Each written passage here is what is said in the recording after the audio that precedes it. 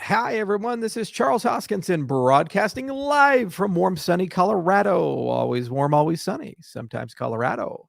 Today is March 7th, 2022, and I have a few updates for everybody. So, this is a big week for the entire Cardano project.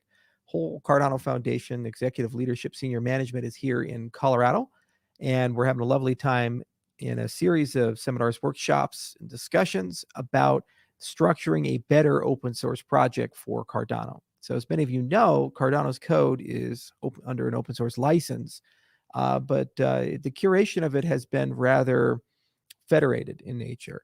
And we've gotten to a point where there are so many people in the community, so many projects in the community. There's, I think, more than 400 dApps that are being built right now. A lot of those biased towards the second half of the year after the Vossel hard fork. But in any event, there's tons of engineers floating around in many different companies, from DC Spark to Twig to Well-Typed, and obviously our company and the foundation itself. And so there's a big question about how does one structure all of that, put all those pieces together. And we've been working really closely with a lot of different people in the last 9 months to have those conversations. And we're starting to converge on a strategy that will be kind of built in layers. And these workshops are a pivotal component of that. So we'll give you guys an update on the back end of them, of all the things discussed and we've learned, and commitments made, and hopefully maybe be able to get some timelines out about how new governance structures look at like. But we've looked at a lot of different successful open source projects. For example, the Mozilla Foundation, the Apache Foundation, the Linux Foundation, and we've tried to really look at how they handle everything from how does one become a contributor, how do you measure merit of contributions, what type of standards processes need to be followed. For example, Ethereum has things like EIPs and ERCs. Well, analogously, we have CIPs, and we're talking about what a standards process would look like. We're also examining things like formal methods, how far down that stack we want to go. There's an IO viewpoint on how to do formal methods, and all of those specifications are public. And you can see that we've connected those to the code. But moving forward, should we move to more of a polyglot ecosystem or maintain Haskell as the reference client and then still maintain the same formal methodology? So these are all discussions that are being held. There's also a lot of discussions about documentation, training, and other such things. If you look at the Linux Foundation in particular, they do a very good job evangelizing open source and training people to become open source contributors. So there needs to be a whole pedagogy that's assembled there.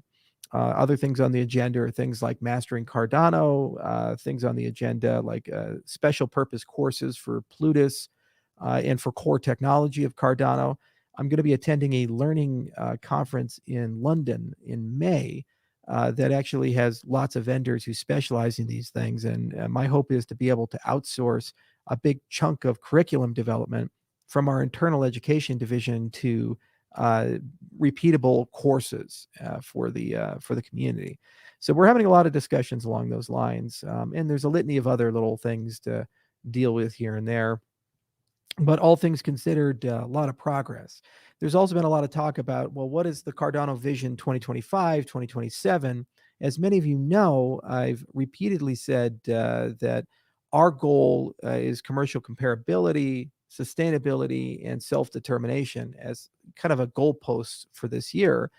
Things like pipelining and input endorsers, Mithril, sidechains, these things in that bucket really get us where we need to be in that first category. In terms of sustainability, there, things like UTXO HD, a lot of the improvements we've made to the system and optimizations we've made alongside Mithril, that sustainability category we think will be fine, meaning that the network can scale to millions to billions of users and it's not going to fall in on itself.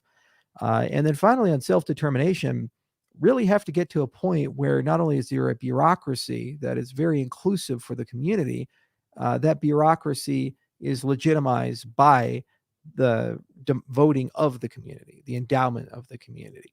And this is somewhat implicit, but it needs to be made explicit through Catalyst. So we're well on schedule for all of these things. It's been a colossal effort, and I'd like to thank all the people involved in it. More than 500 people across multiple organizations have had a say, internal and external. It's been just a lot. Just getting Cardano done, this concept of, what is required to really make a great impact with Basho, Voltaire, and cleaning up the remainder things in Gauguin and Shelley. It was certainly definitely a work in program and project management. And it's really impressive to see what's been done. But, rubber has to hit the road. A few other updates as well. If you want to see me in person, I will be at Consensus June 9th to 12th. I believe that's going to be held at Austin, Texas. Usually they hold it in New York, but because of COVID, I guess they moved it to Texas because it's a little easier to put on big events there. And we're going to try to have a big Cardano event there as well, and bring a lot of the Cardano community, especially dApp developers, the foundations, and others. A lot more to say on our efforts with the VC side. So many of you know about the C Fund, and it's trying to take positions and help out people in the DeFi ecosystem of Cardano. We'd also like to replicate that for geography-specific funds, starting with Africa. So not much to say today, but we will certainly have more to say in the coming months on that. In terms of other updates, science is progressing pretty quickly.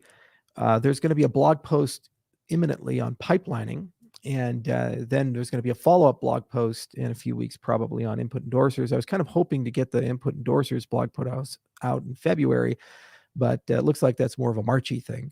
But generally speaking, it'll kind of outline design principles, challenges, and why these things are interesting, and what value they have for scalability. And then some papers will come to follow. Pipelining doesn't have a paper because it's not novel from a scientific viewpoint, but input endorsers actually are. And I think they bring a lot to the story.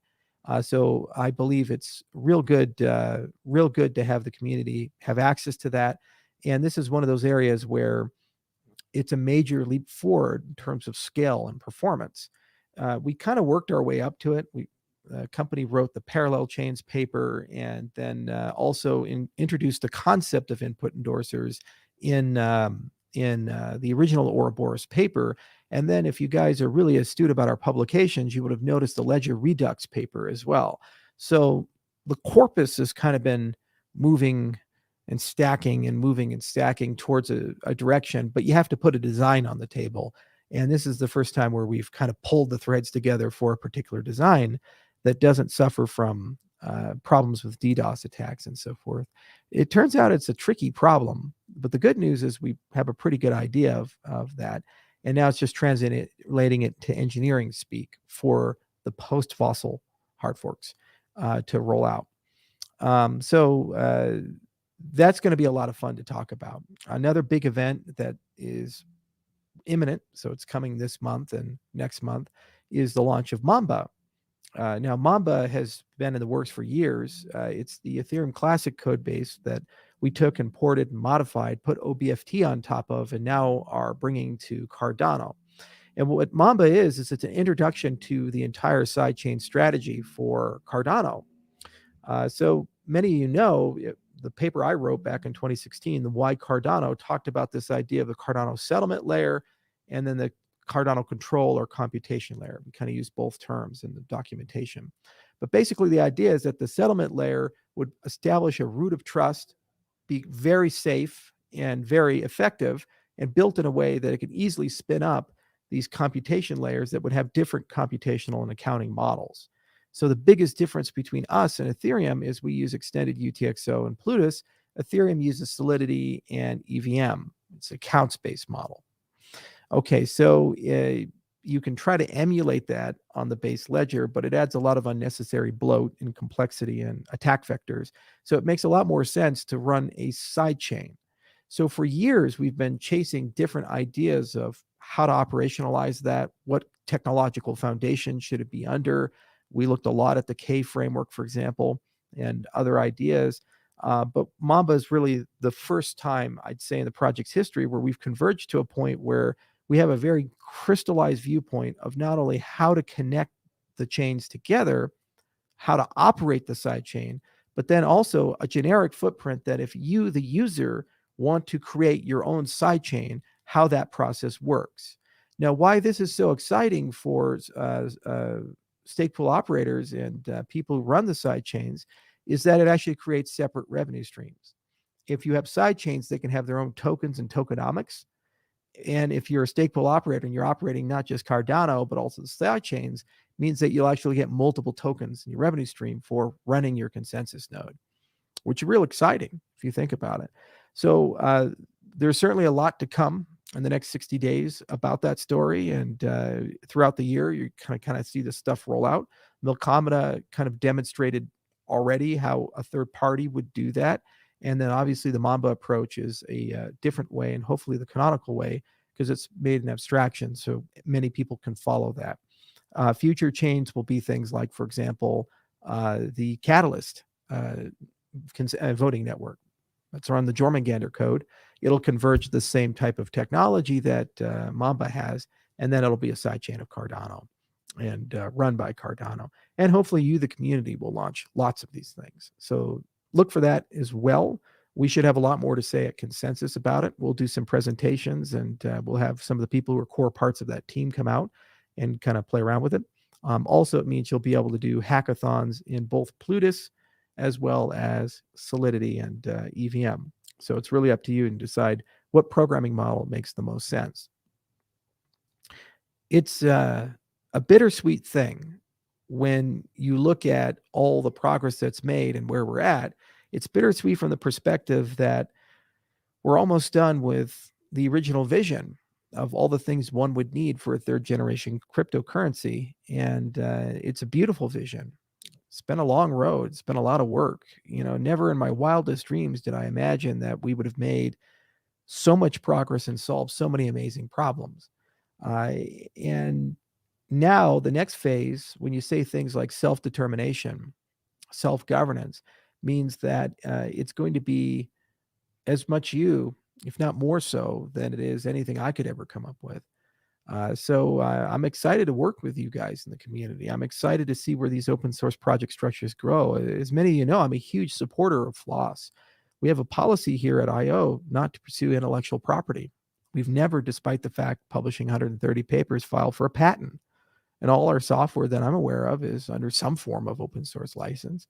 If we ever release it in a public repo, I mean, there's obviously code that we write internally, but we always end up open sourcing it at some point. So we believe in that. But it's one thing to say others can take it and do what they will. It's another thing to say, let's work with others towards a common goal and build. And that requires a different mindset, management structure, mentality. It also requires an acknowledgement that things may be a little tougher when it's just a small group of people, or you can get everybody in a room and eat a pizza with them and talk it out. You can get things done fast. But when you talk about millions of people and trying to give everybody a voice, that's a difficult one. And that's something that requires a lot of more advanced governance tools and strategies. And in my view, that is the ultimate USP of Cardano. No matter how smart your founder is or capable, they all have their flaws and they all have their benefits, but no one is smarter than everyone, and no one is more capable than everyone. So the better job we do at bringing the community together and giving a solid governance and operational structure and a good bureaucracy for the open source project that is effective, the faster we can converge to brilliance. Now, there is a cost to that. The longer you invest in giving everybody a voice means the slower things come out. So there's always a balancing act between agility and speed and inclusivity and due diligence of ideas. So the good news is that we're not doing this alone. There's more than 40 years of history about distributed open source projects. In the last 20 years in particular, I'd like to believe enormous progress has been made, as demonstrated by the fact that the majority of infrastructure that we use in the world is based on open source software. And despite the fact that people are in great conflict at times with each other, there's nothing in the world that I know of that can bring the whole world together quite like open source software. So hopefully this week will give a lot of clarity. We've retrained a small legion of experts. We've gotten a lot of consultants in who've done this a lot to kind of help us along. And it is really exciting to see the transformation of Cardano towards that end. And it's also exciting to see merging that with Catalyst, because you have built in all these amazing voting tools and a treasury system, which means that you have the holy grail of open source. You have a place where people feel like they have a voice. You have a place where people can actually get things done. And you have a place where funding can materialize that is truly objective and pure. A lot of institutions have to be formed moving forward, some community oriented and other ones just to counterbalance actors. Research institutions, execution institutions, standards bodies. Some will be embedded within existing, some will be blue ocean and created. And there's already a lot of work in the community in creating things like the Cardano DeFi Alliance, for example, and other alliances are coming that cover core pieces of technology in the Cardano ecosystem that, in my view, are essential for Cardano to carry out its mission of becoming the financial operating system for those who don't have one. Those alliances will be community-led and supported, of course, by us. I'm going to be cutting a lot personally grants to these different alliances, and I know the foundation has the intention to do the same. It's just a question of when and how, and the exact strategy behind that, which is one of the topics that will come up inevitably. But it's exciting, nonetheless, to see that the community is rising up and they're getting things done. You see, it's impossible to keep everybody happy. Things like protocol parameters, things like K, A naught, these things. There's great debates about what they should be at, how things should work. For example, the Curve pledge, was it SIP 007? This is an example of great, well thought out work. However, when you measure it, it looks like it does reduce the Nakamoto coefficient of Cardano. But the burden is upon the process to explain why and how, and the burden is upon the process to use these great ideas and improve them to a point where they accomplish the same thing. One of the things that we've been pushing for example, are objective metrics, because we like objectivity here. We like inclusive accountability here. It's very important to me. It's very important to the project. In particular, you will hear again and again and again that people say we need to be more decentralized. But nobody knows what decentralized means. What is it? What's the measurement? Is it like a graphics card with 3D Mark? Can you just like run a benchmark and say, okay, you're 27 and that's better than 14 or something like that? We don't have such a metric. And then there also isn't a good metric of throughput. I remember Alex Chirpinoy with Dan Friedman months ago demonstrating a transaction on Ergo that had 5,000 outputs. Simulating that transaction in an account style model like Ethereum would take many, many transactions, likely hundreds to thousands. And that's one transaction in that system. So we look at TPS and we say, oh, well, that's a metric. But if one can do thousands of transactions in one shot and the other one is very serial, TPS doesn't seem like it's a very good metric, any more so than clock speed is anymore in a processor. As a child in the 90s and 2000s, I remember the processor wars between Intel and AMD, and how every week we're 1.2 gigahertz, we're 1.4 gigahertz. They'd always find a way to get the clock speed a little higher. And we as consumers were trained to think more is better. Then suddenly you had chips that were 3.4 gigahertz that were slower than chips that were 2 gigahertz. There was more to the story about these things in practice, as we've learned now with custom silicon like Apple Silicon and multi-core processors and special purpose cores for image processing and AI and so forth. Well, analogously, there's more to the story about blockchain performance. And what I'm very keen to start studying and understanding are the trade-offs.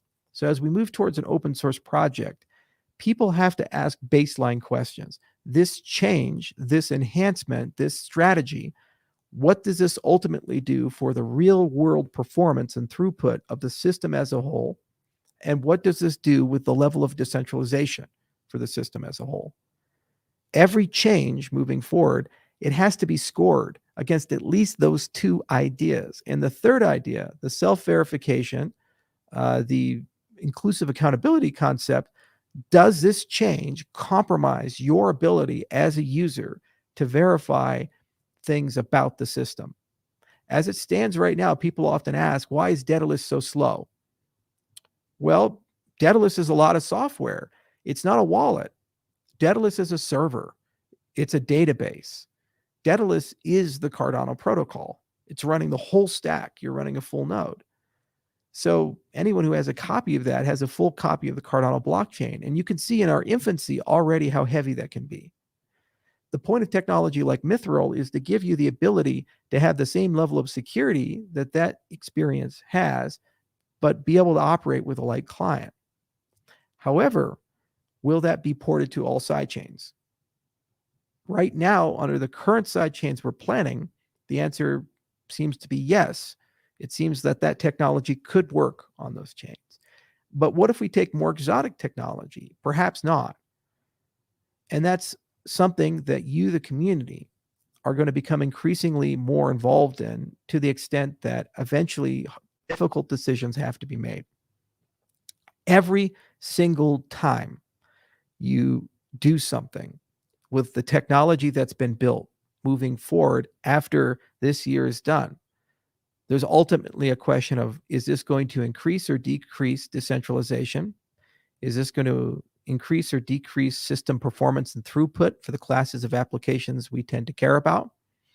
And ultimately, does this make the system more inclusive or more exclusive? More participation, less participation, more ability to verify transactions that are sent and operate light node infrastructure with full node security, or less? Are we centralizing fundamentally? Every change has to be scored this way. So this is a big item in the open source project that we've been discussing, and it's something that we care deeply about, to the extent that when we talk about founding institutions, some of those institutions embedded in academia and embedded in standards bodies will be focused on creating objective metrics, not just for Cardano, but for the industry as a whole. So we can, for the first time ever, be able to know where Cardano officially stacks up against Ethereum and Solana and EOS and all these other systems. We have crude metrics like Nakamoto coefficients, for example, but they don't accurately reflect the nuances of these protocols. And it's about time we had some rigor behind it. The good news is this is a problem that's very collaborative in nature, and it's something that everybody has an incentive to talk about. And frankly, we as consumers, we need to level up a little bit. We can't just demand raw performance at the cost of principles and philosophy. We have to demand performance while maintaining our principles and philosophy. And we can't just demand a system where we leave people behind. I shared Moxie Marlinspike's article for good reason, because a lot of Web3 is actually just Web2 and Web3 clothing, highly centralized upon with infrastructure that people like JP Morgan own. And the more centralized it is, the easier it's going to be for this space to become co-opted. We've already seen the politics of personal destruction enter this space. We've already seen all kinds of shenanigans with governments around the world doing things, both implicitly and explicitly. Now in China, I think you can have jail time for trading cryptocurrencies. And that's just one of hundreds of examples. So it's very important that we ask ourselves, what are we actually trying to accomplish? That brings me to my final point, which is the kind of a constitution or a Bill of Rights or some fundamental principles. They've always been implicit in why Cardano and in the Cardano community, and Bitcoin has them implicit in the code.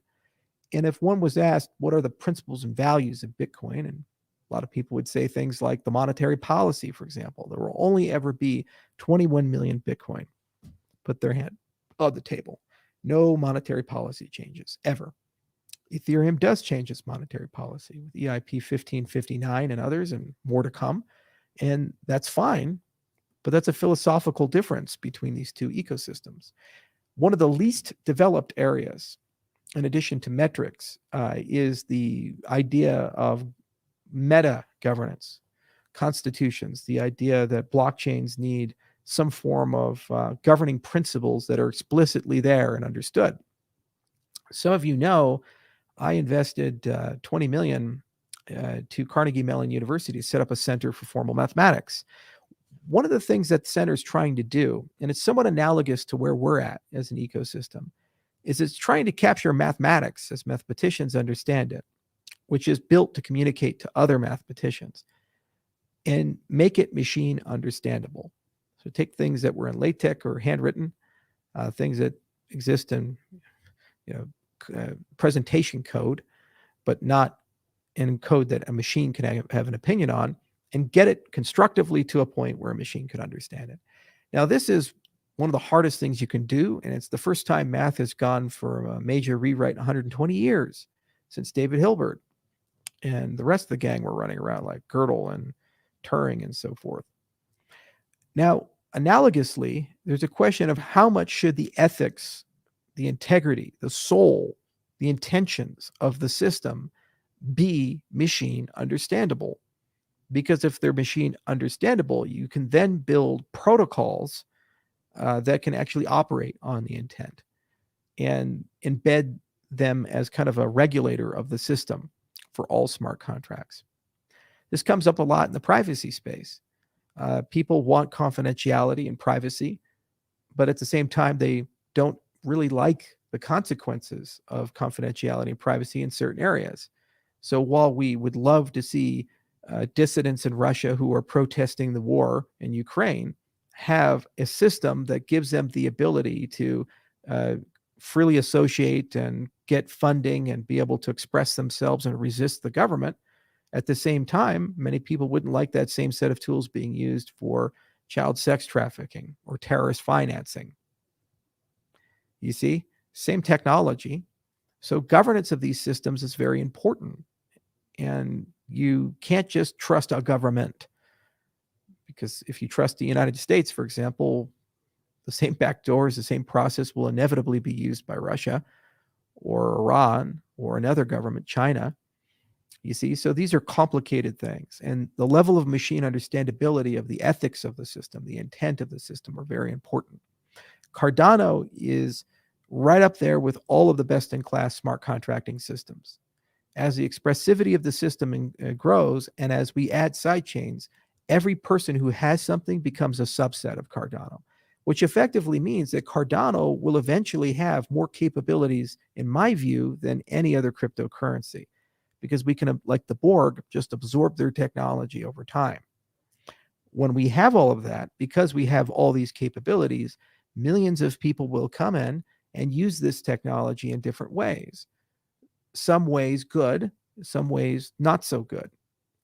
Many people ask me, where did the name Cardano come from? It was Girolamo Cardano.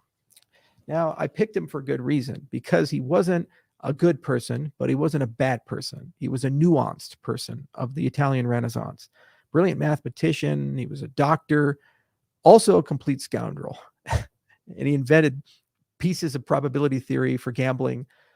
He was the Pope's private physician, but also excommunicated from the church. He was a very interesting fellow, and I felt that was an appropriate name for a cryptocurrency. Sometimes cryptocurrencies are bad. Sometimes cryptocurrencies are good. And in our love and rush to embrace this new technology, we must be intellectually honest and wise enough to acknowledge the times that they are bad. The point of regulating structures are to figure out how do you blunt that. And we don't need a government or a regulator to do that. We can use the very same things that make a blockchain a trusted custodian, things like smart contracts and so forth. So the meta point of this governance experiment, as we move into this complete open source project throughout this year and build all these institutions, is a deep conversation about the Bill of Rights of Cardano, the Constitution of Cardano, the fundamental things that are difficult or damn near impossible to change, and making sure that those are established well and they're machine understandable to the extent where Cardano itself can then enforce that as people attempt to change it and update it for the future. This is probably the most ambitious part and most dangerous part of the Cardano project. We go from writing papers in science to things like real hard engineering to unsolved problems that may never fully be solved. There is no government in the world people are universally happy with. There is no policy or person so beloved that it is considered beyond reproach. Humans like diversity, which is why we have many languages, many cultures, many religions, and it's not going to change anytime soon. So no matter what we end up converging to, some people won't be happy. But if we do a good job, at least those people will be heard and still have a voice and still have a say, and probably can still use the technology of Cardano for the things that they care about. That's the great challenge before us. So it's been a hell of a ride, and that's why it's so bittersweet. Everything changes, and you get to make sequels, but it's never quite the same as the original movie, and that's okay. And I know that we can get this done, though, because I got all of you, and there's a lot of really brilliant people in this community. We've built a relationship over the last 6 years. I'm never going to stop the AMAs. I'm never going to stop broadcasting live from warm, sunny Colorado, sometimes other places. Hell, I might even go to space one of these days. We got too many people that are in those circles for them not to sell me a ticket on one of those rockets. But despite all the shenanigans and the ups and downs and the craziness and just the daily grind, what makes this job so special and what makes everything so special is the fact that I really do get to work with the best people. And we're all on a mission together. We ultimately, at this company, want to improve the systems of the world for everyone everywhere. It's what we've always tried to set out to do. Come October, I'm going back to Bermuda. Many of you got on this boat either with the whiteboard video in 2017 or the TED Talk from 2014 that I did. That TED Talk in 2014, I made a lot of commitments and promises. I wrote a check that I didn't quite have the cash, the money to cash. I said, this technology is going to go change the developing world and bring economic identity to everybody. 8 years later, when we look back at all of this, it is really remarkable and amazing that it looks like we can actually cash that check now. The technology is evolving to the point where people in the developing world can live completely within the crypto ecosystem. Don't believe me? Look at El Salvador and the experiment they're running. An enormous progress has been made in Southeast Asia and in Africa. The third largest adopter of Bitcoin and cryptocurrency is Nigeria in the world. That's just 8 years. It went from nothing to that. And it's going to be good to go back and show it. Like what Paul Halmos used to say, tell them what you're going to do it, and tell them what you did. And so in October, my hope is to be able to show you what we did and hopefully inspire the next generation to take it even further than we ever could and really build up a great stack. And I believe if we accomplish that, and I believe if we get there, our best days are ahead of us. At the end of the day, this is the technology of freedom. It always has been. And it's the technology that puts you back in control of your life, for better or for worse. There are so many people running around the world who are cynical and pessimistic and love tearing people down or telling you what you can't do or who you are and what your place in life is. I'd like to believe you get the decision about that. If you want to outsource stuff, if you want to trust others, go ahead. It's your decision. But at the very least, shouldn't you have a say in it? In all things, the way you vote, the money in your pocket, your future. That to me feels like freedom. And for that to work, you need tools and systems and institutions that agree with that. Something that's disturbed me more than anything else of the last 13 years, from the foundations of cryptocurrency and before to today, is it seems like we're moving in the opposite direction as a collective society. Every day that goes by, we seem to lose a little bit more of our self-sovereignty, a little bit more of a say in the world as a whole.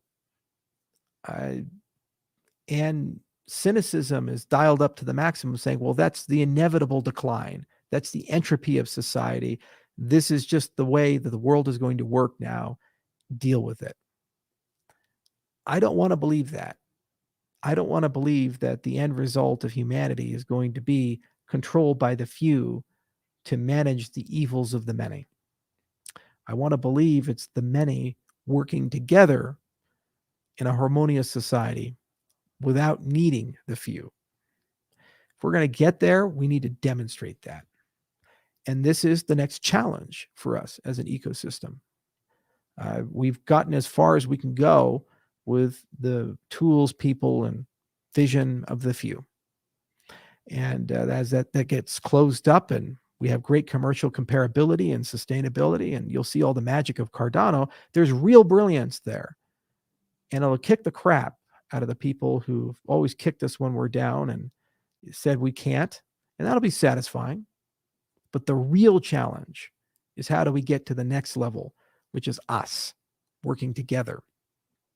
The real challenge is, how do we build a global governance system? How do we reinvent certain things that need to be reinvented? New institutions built with new principles. It's a little terrifying. It's real hard. In the next few years, this is going to be the struggle. However, if we solve it for Cardano, we solve it for every organization and government in the world. And you start realizing you don't need kings, you don't need presidents, you don't need CEOs, you don't need people at the top.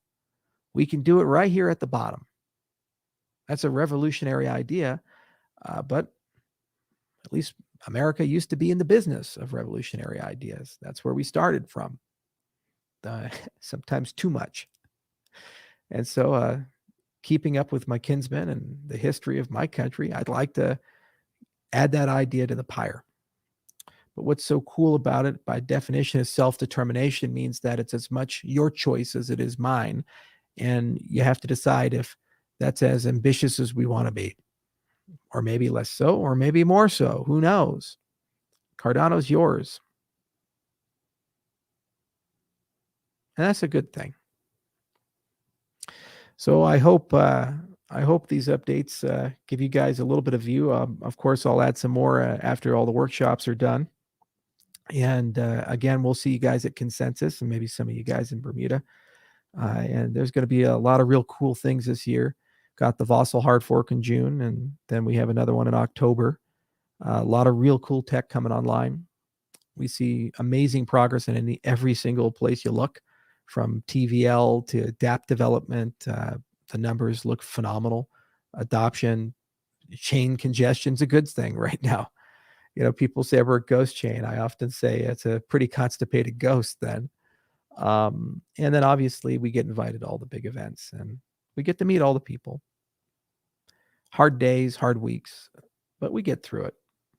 We do. All right, everybody. Thank you so much for listening. I'll see you guys soon. Cheers.